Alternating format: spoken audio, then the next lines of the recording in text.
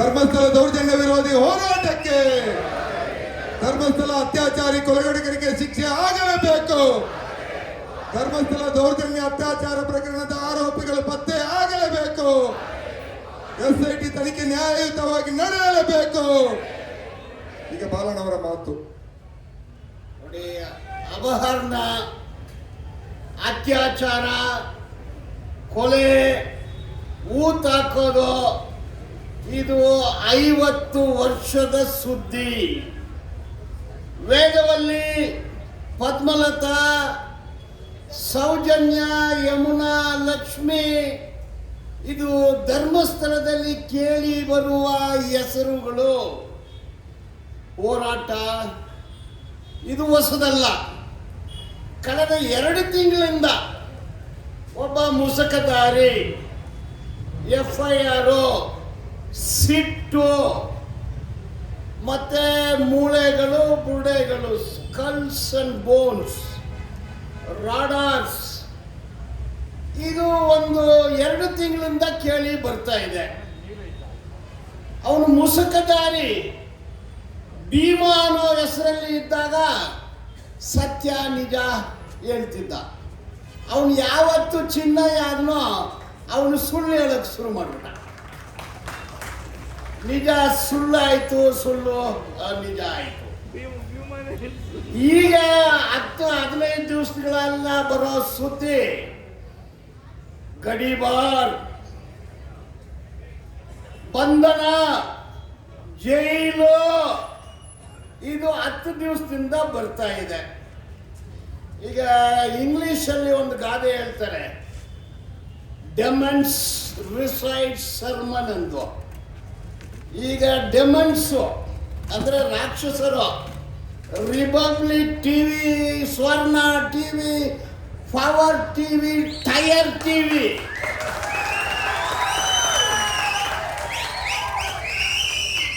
ಎಲ್ಲಾನು ಲೈಯರ್ ಟಿವಿ ಇದು ಬರ್ತಾ ಇದೆ. ಈಗ ಇವರನ್ನ ಕೊಂದವರು ಯಾರು ಎಲ್ರಿಗೂ ಗೊತ್ತಿದೆ. ಸೌಜನ್ಯ ಕೇಸನ್ನು ತಗೊಳ್ಳೋಣ. ವೇದವಲ್ಲಿ ಕೇಸು ಇವತ್ತುವರೆಗೆ C report, Padmalatha case C report, ಯಾನೆ ಮಮತಾ ಕೇಸು ಸಿ ರಿಪೋರ್ಟು, ಬೇರೆ ಎಲ್ಲಾನು ಬಿ ರಿಪೋರ್ಟು. ಒಂದೇ ಕೇಸು ಚಾರ್ಜ್ ಶೀಟು, ಅದು ಸೌಜನ್ಯದು. ಸೌಜನ್ಯ 9/10/2012 ಬೆಳಗ್ಗೆ 8 ಗಂಟೆಗೆ ಒಂದು ಛತ್ರಿ ಅಂಬ್ರಲ್ಲ, ಪುಸ್ತಕ, ಚೊಪ್ಲಿ ಹಾಕ್ಕೊಂಡಿದ್ದಾಳೆ, ಚುಡಿದಾರು, ಒಳ ಉಡುಪು ಹಾಕ್ಕೊಂಡು ಕಾಲೇಜಿಗೆ ಹೋಗ್ತಾಳೆ. 17 ವಯಸ್ಸು. 4:15 ಗಂಟೆಗೆ ಬಸ್ ಇಳಿತಾಳೆ. ಅಲ್ಲಿಂದ ಅವ್ರ ಮನೆ 25 ಮೀಟ್ರು. ಕೈಯಲ್ಲಿ ಛತ್ರಿ ಇತ್ತು, ಪುಸ್ತಕ ಇತ್ತು, ಚೊಪ್ಲಿ ಇತ್ತು, ಒಳ ಉಡುಪಿತ್ತು. 7 ಗಂಟೆವರೆಗೆ ಮನೆಗೆ ಹೋಗಿಲ್ಲ. ಮಾರನೇ ದಿವಸ ಹೆಣ ಸಿಕ್ತು. ತನಿಖೆ ಮಾಡಿದರೆ ಲೋಕಲಲ್ಲಿ 2 ಲೋಕಲ್ ಸಬ್ ಇನ್ಸ್ಪೆಕ್ಟರ್ ನಾಯ್ಕೋ, ಭಾಸ್ಕರ್ ರೈ ಲೋಕಲ್ ಇನ್ಸ್ಪೆಕ್ಟರ್ಸ್ ಪೊಲೀಸರು. ಅದಾದ ಮೇಲೆ CID ದೊಡ್ಡಮುನಿ, CBI Rajagopal, PVS Raju ಇವ್ರು ಮಾಡಿದ ಕೆಲಸ ಏನು? ಆ ಛತ್ರಿ ಇವತ್ತುವರೆಗೆ ಸಿಗಲಿಲ್ಲ, ಏನಾಯ್ತು? ಅವಳ ಪುಸ್ತಕ ಇವತ್ತುವರೆಗೆ ಸಿಗಲಿಲ್ಲ, ಏನಾಯ್ತು? ಅವಳ ಒಳ ಉಡುಪು ಇವತ್ತುವರೆಗೆ ಸಿಗಲಿಲ್ಲ, ಏನಾಯ್ತು? ಈ 5 ಪೊಲೀಸರು ಹೇಳಬೇಕು, ಇಲ್ಲಾಂದ್ರೆ ಅವ್ರನ್ನ ಜೈಲಿಗೆ ಕಳಿಸ್ಬೇಕು.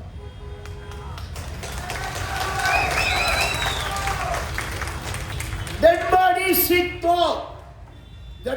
ಸಿಕ್ತು. ಪೋಸ್ಟ್ ಮಾರ್ಟಮ್ ಮಾಡಿದ್ರು. ಆದಮ್ ಅಂಡ್ ರಶ್ಮಿ ಇಬ್ರು ಡಾಕ್ಟರ್ಸು. ಡೌಟ್ ನನಗೆ, ಈಗ MBBS ಓದಿದಾರ ಇಲ್ಲ ಎಲ್ಲಾಗಲೂ ಪುಕ್ಸಾಟಿ ಗ್ರಾಜ್ಯುಯೇಷನ್ ಸರ್ಟಿಫಿಕೇಟ್ ತಗೊಂಡ್ಬಿಟ್ರೆ ಅಂತ. ಬೇಸಿಕ್ ನಾಲೆಡ್ಜ್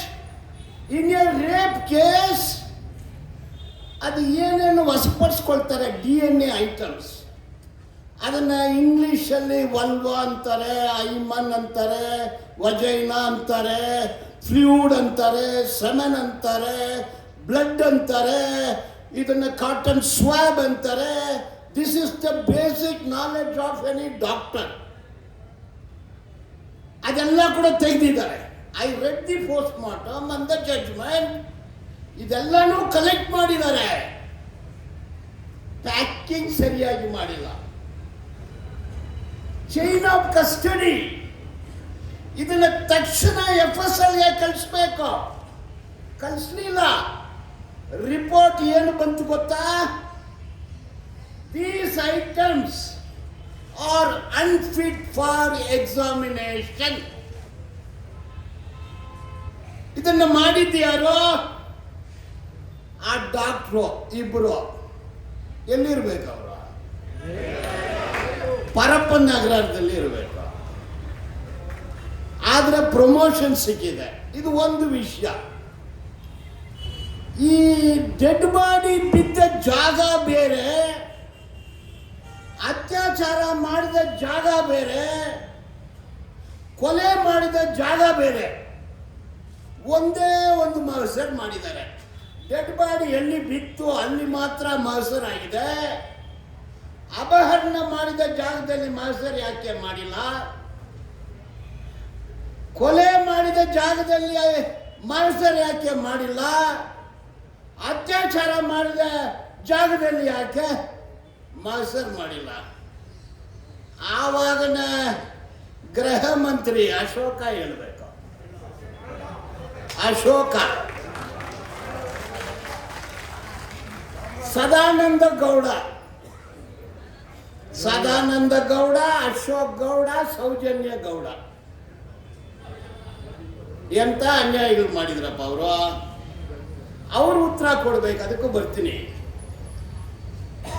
ಈಗ ಎಲ್ಲಿ ಡೆಡ್ ಬಾಡಿ ಸಿಕ್ತೋ ಅಲ್ಲಿಂದ ಒಂದು 10 ಮೀಟರ್ ದೂರದಲ್ಲಿ nature cure hospital 3 CCTV camera ಇತ್ತು. ಈಗ CCTV ಫುಟೇಜಸ್ ಒಂದು ಕನೆಕ್ಟಿಂಗ್ ಮೆಟೀರಿಯಲ್. ಇವತ್ತು ನಾವು CBI CCTV ಫುಟೇಜ್ ಕಲೆಕ್ಟ್ ಮಾಡಿಲ್ಲ, CID ಮಾಡಿಲ್ಲ, ಲೋಕಲ್ ಪೊಲೀಸು ಮಾಡಿಲ್ಲ. ಈ ಕಿತಾಪತಿ, ಭೂಪತಿ, ತಿರುಪತಿ, ವೆಂಕಟಾಚಲಪತಿ, ಗಜಪತಿ ಇವ್ರನ್ನೆಲ್ಲ ನಾವು ಕಲಿಸ್ಬೇಕು. ತಿರುಪತಿ ಇದು ಯಾಕೆ ಮಾಡಿಲ್ಲ? ಇವತ್ತುವರೆಗೆ ಮಾಡಿಲ್ಲ.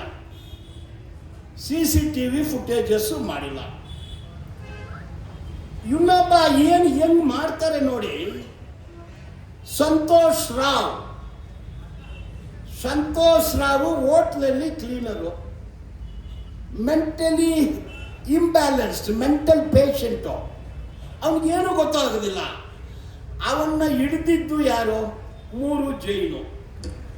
ವಿಕಾಸ್ ಜೈನು, ಧೀರೇಜ್ ಜೈನು, ಇನ್ನೊಂದು ಜೈನ್ ಏನು ಸುರೇಶ ಜೈನ್ ಅಂದ್ರೆ ಎಲ್ರಿಗೂ ಗೊತ್ತಿದೆ ಹೆಸರುಗಳ.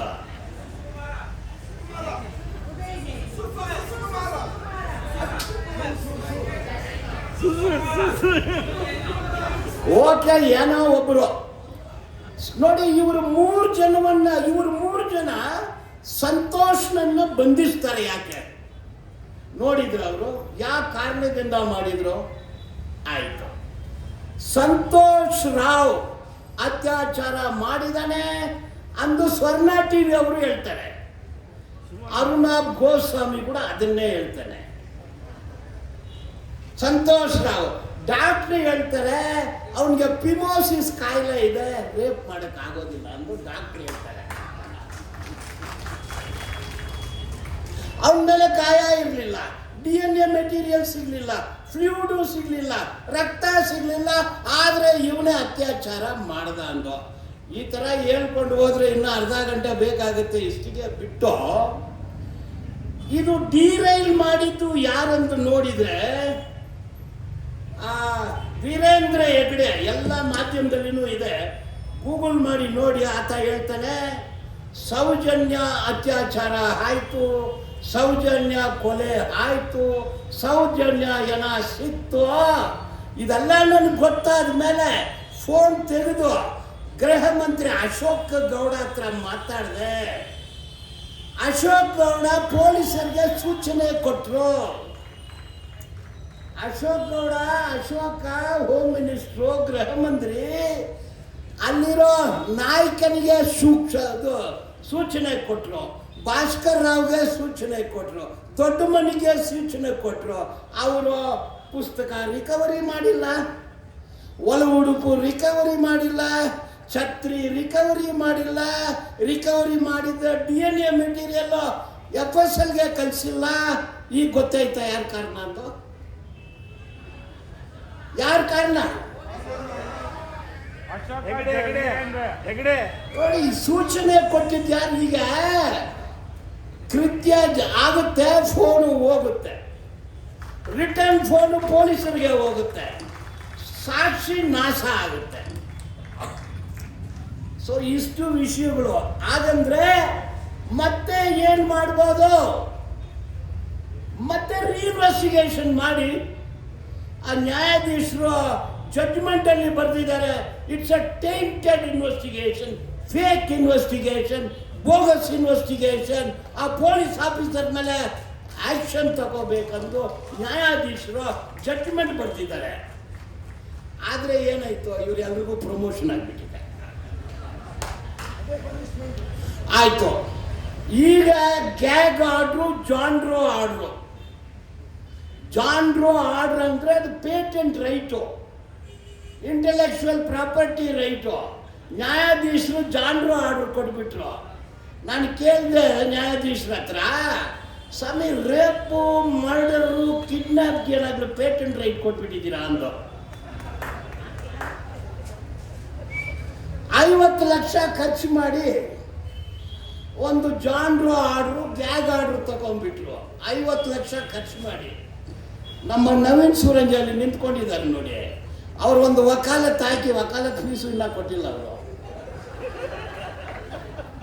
ಒಂದು 10 ರೂಪಾಯಿ ಖರ್ಚು ಮಾಡಿ ಟೈಪ್ ಮಾಡಿ 50 ಲಕ್ಷ ರೂಪಾಯಿ ಆರ್ಡ್ರನ್ನೇ ಕಿತ್ತಾಕ್ಬಿಟ್ರು. ನೋಡಿ, ಅದು ಕಮ್ಯುನಿಸ್ಟ್ ಅಂದ್ರೆ 10 ರೂಪಾಯಲ್ಲಿ ಕಿತ್ತಾಕ್ಬಿಡ್ತಾರೆ. ಅದು ಕಿತ್ತೋಗಿರೋ ಆರ್ಡ್ರ್ ಕಿತ್ತೋಯ್ತು. ನಾವು ಮೀಟಿಂಗ್ ಮಾಡ್ತಾ ಇದ್ದೀವಿ, ಇಲ್ಲಾಂದ್ರೆ ಪೊಲೀಸರು ಬರ್ತಿದ್ರು. ಮೀಟಿಂಗ್ ಮಾಡಬಾರ್ದು. ಇವತ್ತು ನಾವು ಮೀಟಿಂಗ್ ಮಾಡ್ತೀವಂದ್ರೆ 10 ರೂಪಾಯಿ ಖರ್ಚು ಮಾಡಿ 50 ಲಕ್ಷ ಆರ್ಡ್ರನ್ನ ಕಿತ್ತಾಕಿದ್ದೀವಿ. 2023ನೇ ಇಸ್ವಿಯಲ್ಲಿ 2 ಆರ್ಡ್ರು, 2024ನಲ್ಲಿ 2 ಆರ್ಡ್ರು, 2025ರಲ್ಲಿ 3, ಎಲ್ಲ ಗ್ಯಾಗ್ ಆರ್ಡ್ರು. ಒಂದೊಂದು ಆರ್ಡ್ರಿಗೆ 50 ಲಕ್ಷ. ಅವ್ರು ಜೆರಾಕ್ಸಿಗೆ 9.5 ಲಕ್ಷ ಖರ್ಚು ಮಾಡಿದ್ದಾರೆ. ಅದು ಕಿತ್ತೋಯ್ತು. Let us not bother about that. ಆಗ ಇಷ್ಟಿಗೆ ಬಿದ್ದೋಯ್ತಾ? ಎಲ್ಲಿ ಮಟನ್ ಅವರು ಕೂತಿದ್ರು ಇಲ್ಲಿ? ಇಲ್ಲ, ಆ ಮಟನ್ ಅವರು ಅಲ್ಲಿದ್ದಾರೆ. ಮಾತು ನೋಡಿ, ಈಗ ಆನೆ ಮೌತಾ ಅವರು ತಂಗಿ ಡಬಲ್ ಮರ್ಡರ್ ಕೇಸು, ತಲೆ ಮೇಲೆ ಕತ್ತಿ ಇದೆ, ಬರುತ್ತೆ. ಅದು ಉಪ್ಪು ತಿಂದವನು ನೀರು ಕುಡ್ಲೇಬೇಕು. ಪದ್ಮಲತಾ ಕೇಸು ರೀಓಪನ್ ಆಗುತ್ತೆ. ನೋಡಿ, 2004, 2005 ನಿರಂಕಾರಿ ಕೊಲೆ, rape, jail, hanging. Delhi rape case hanging ಆಯಿತು. ಇಲ್ಲಿ ಇವರೆಲ್ಲ ಸೇರ್ಕೊಂಡು ಕೇಸನ್ನೇ ಹ್ಯಾಂಗಿಂಗ್ ಮಾಡಿಬಿಟ್ರು. ನ್ಯಾಯ ಸಿಗುತ್ತೆ ಅಂದರೆ ವೇದದಲ್ಲಿ ಪದ್ಮಲತಾ, ಸೌಜನ್ಯ, ಲಕ್ಷ್ಮಿ ಫ್ಲವರ್ ಅಲ್ಲ, ಫೈರ್ ಉರಿತಾನೆ ಇರುತ್ತೆ. ನ್ಯಾಯ ಸಿಗೋವರಿಗೆ ಫೈರ್ ಉರಿತಾ ಇರುತ್ತೆ. ಇವರೆಲ್ಲರ ಕೂಡ ಫೈರ್. ತಪ್ಪು ಮಾಡಿರೋರು ಹೋಗ್ತಾರೆ ಟೈರು. ಇನ್ಕುಲಾಬ್ ಜಿಂದಾಬಾದ್.